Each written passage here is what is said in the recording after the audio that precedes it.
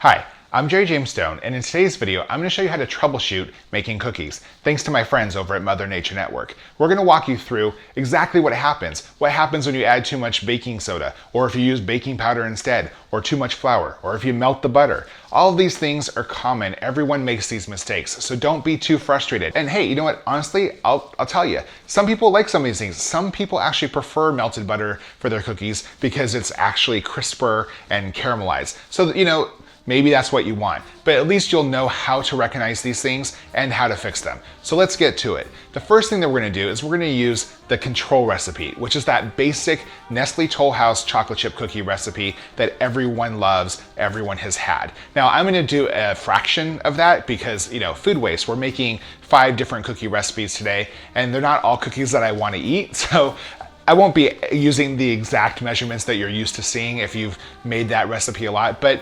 they're all in line. So we're gonna use that as the control recipe. Then we're gonna do a recipe where we replace the baking soda with the baking powder.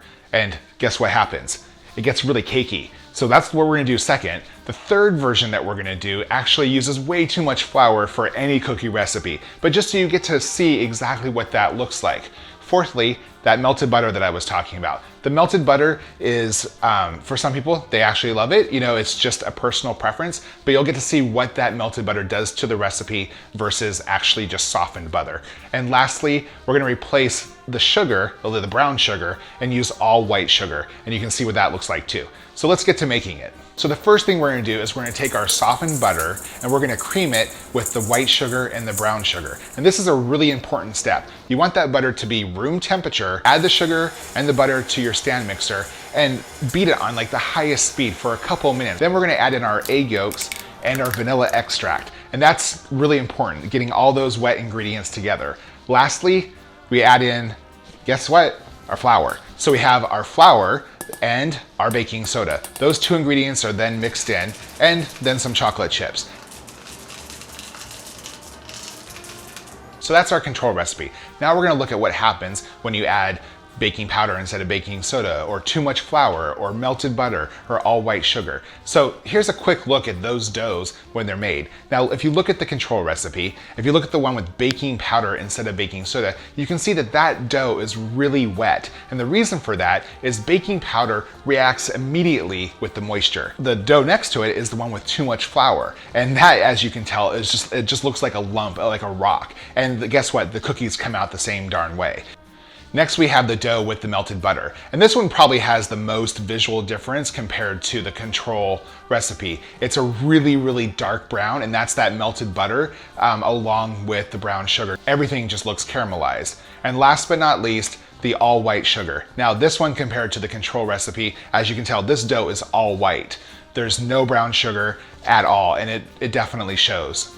Okay, let's bake some cookies.